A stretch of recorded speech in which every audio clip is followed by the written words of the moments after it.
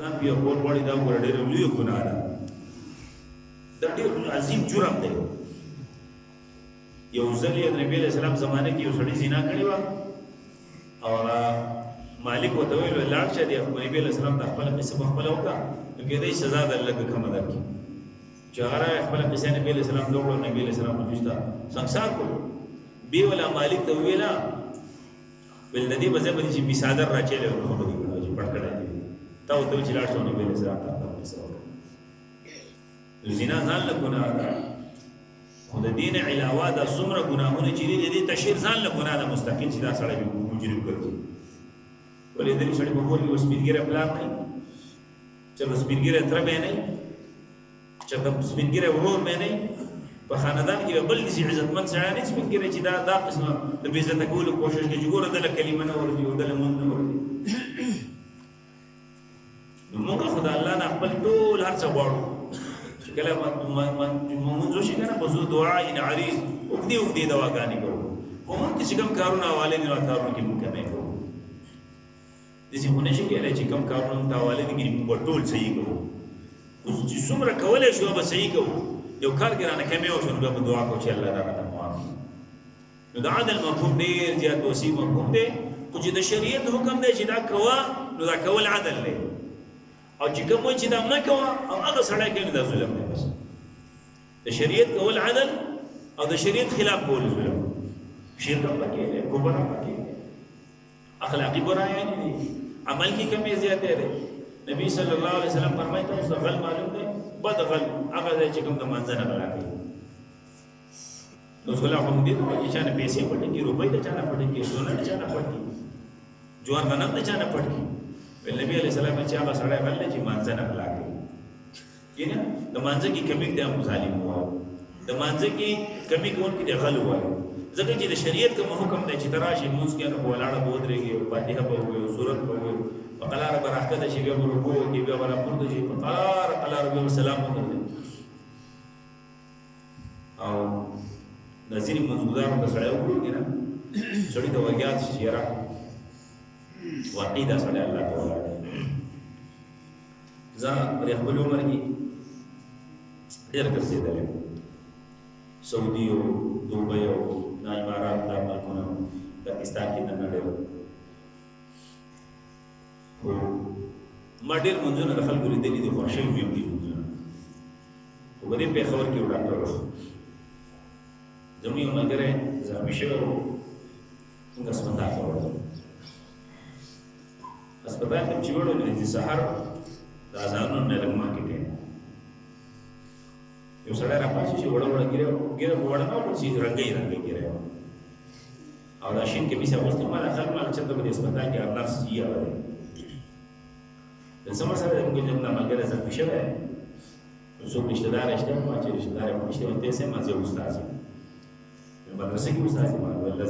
زه کېناستم، تفصیلات مفصلات یې معلوم کړه. نو ما ته یې وویل چې د هیلې بندوبست مې راوکړه نو زه به له نن اپریشن کوم. مال صحیح ده، بیا به مال ته کومه ته بلډ بینک وښیه، د هغې نه په قرض باندې نه راولم، مال بیا خو د طالبان به راشي څومره یې نه غواړي ورکوله، دا سړی رانه خراب نه شي. موږ چې اودسونه وکړه، سنت هم وکړه، د هسپتال د دې واټ مخې ته سهار د مانځه ټایم نو هغه دغه راووتو. هغه څوکیدار ویل ډاکټر صاحب وایي چې ځم تاسو لږ څه ورکوئ، زه درځم چې جمع وکړو. نو ټایم هم ډېر و، وختي مو ویل صحیح ده کېناستو ده. ډاکټر صاحب چې اودس وکړو بعد راووتو، ما ته ویل بیخي تا دي چې سنت وکړو،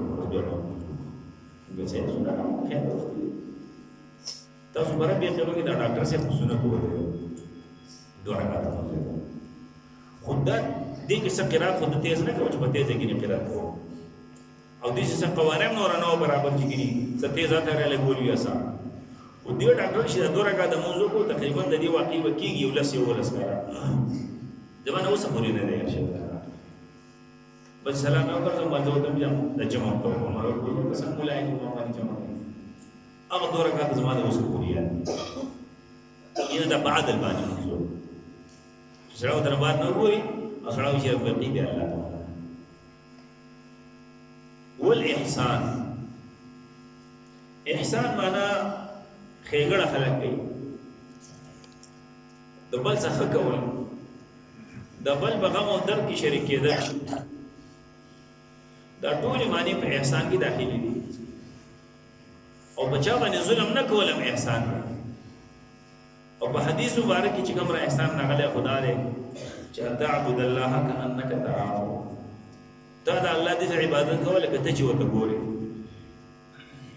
په ان لم تكن تراه انه يراك کدا کې د نظرې دې نه برابر دی او دا سوجي نه برابرېږي چې زه وته ګورم نو کوم اس کوم دا خو عقیده ساته او دا ایمان ساتي ماته نو چې کله د انسان دا نظریه برابر شي چې زه کوم ځکه کېنه ما پاسما چاخواله ورزما تیاره دا رڼا دا دکان ته ورزما پټیله زما د خار نه بار ته زما کلی کې دنه ما په دې ټول دوران کې ماته الله ګوري زما نو دې به نه په ناپول کې مې کې نو په کاروبار کې خیانت کوي نو بچا ظلم کوي او که څنګه غلطي دی وشي نو سمدستي به توبه واسي الله ما معاف دي زمانه غلطي وشو د خېګړی معنی خمانه ده ولکه په مفهوم کې د ټول خبرې دنه داخلي دي چې د ټول کې بسړه خیال ساتي چې په هر وخت کې د سړی دا سوچي چې نبی صلی الله جل جلاله ماته وګوري عمر فاروق رضی الله عنه په زمانه کې د شپې غشت کاوه اعلان شوی چې څوک په شودو کې وبنه ملاوي باغ زمانه کې عمر صاحب غشت کاوه یورته ودرې دو دنه خزانه وړي او لوري د خپل مسکی خبرې کوي خبرې کولې ولې بډای وته چې شودو کې بواچو لوري وته ویلا چې عمر اعلان کړی دی شودو کې وبنا چوي هغه وته ویلا چې اوس په دې ټیم کې عمر نشته چې هغه اعلان کړی چې وبو کې واچو په دې لوري وته ویلا چې عمر نشته نو عمر رب شته هم ته ګوري بس عمر فاروق رضی الله عنه باور باندې نه خمل کوله او سحر راغی او ولدا جنې او خپل ځامن کې یو ځل په نکاح باندې واسطه ولدا دې جنې دا چې دا رښتیا نه کې جنې دا رښتیا په روزګار جنې دا د مسلمان خیر خوایي لټول د احسان یو صحابي دی بل دی ویلي چې مال اسوا عمل بازار کې اسان نشته بچره وسو چې دا په سور په رسول په دوسرا دیو ته وسوي دې په دوسرا واغسته کنه وای مدرسه راکې هغه ولې نه دا زه خو دوسرا ته جوړ شوی نو مدرسه نه درکو بل به دا کله چې مسلور سو راکې چې ولې نه درکو په پیزه سو راکې شپږ سو او سو اته سو روپۍ او ته ولې نه درکو نو په اته سو روپۍ باندې اسوګه چې لګلې په 200 روپۍ باندې کړو او دا 200 مزه 800 روپۍ به ته تاسو چې دا عجیب کار دی دا کو چې هغه ستې په 200 دی ورا دې په 800 ولامو ته ویلا چې ما د نبی له صلوات و سلام سره چې بیعت کوو کله مسلمانې ده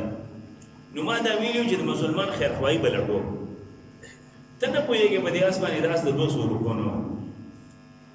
نو ما ته د 300 ویلو نو ما ته بیا راځي چې د نبی له سلام خبره شته خو 300 نه دی ګران دی به سلور شو اته 100 روپو ته ورسېد نو مزل مطمئن شو چې وځ د خیر خوای په دغه کې راته 100 روپو ورواړي ځکه د اس د 100 روپو ځکه نه پاتې 100 روپو او دې خبره باندې چې ورنه ما په دکان کې ور ماشوم نازو دوه کمی کو یا دا پام نو چې مې دې دور نه واغستو او یا دکاندار دا خبره کوي چې ماشوم را لګلې ته ګور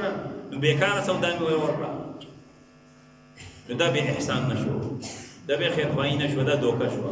نو دوکې په نتیجه کې به برکت راځي د به برکتې تاسو په خپل اندازه ورکوي کنه زم دا بازارونه دوړو نډک دوري جو نډک ولکن پیسې دې زه ته ورسېدې چې څه سړی نشي اخیستی دا د برکت وجه راځم شي کبرس که برکت زمو معلوم کې ولیدو دا کم سړی چې 200 روپۍ دی اړې خلې دا 200 روپۍ باندې گزاره کوي دا کم سړی چې 100 روپۍ دی اړې خلې په 100 روپۍ باندې گزاره کوي خو شرط پکې دا دی چې کله سړی خیر خوایي لټي د مسلمان یو بډا سړی د زمو رشتہ دار هم دی اوس هم چې خبر راځي دیږي نو مال تا راځي او دا خبره د سي تقریبا د 15 شپږ سو کالو مخکې نه خبره دی ورغلو بازار ته نو سبزی وسړي خرڅول نه خپل نه په سبزی کوي چې ماشوم زوی به ناسو نو مثال اته اندازې دي چې باورونه کې مثلا په 100 روپۍ باندې کیلو وګور نو هغه سړی وته شته په 100 روپۍ باندې ویل د دړای وکړو څومره راځي او بلار روانو باندې قصه وکړل په ماشوم مطلب دا چې اخلاق مینه کړي دکاندار را باندې اخر څه کړو ماتي واپس نه او دا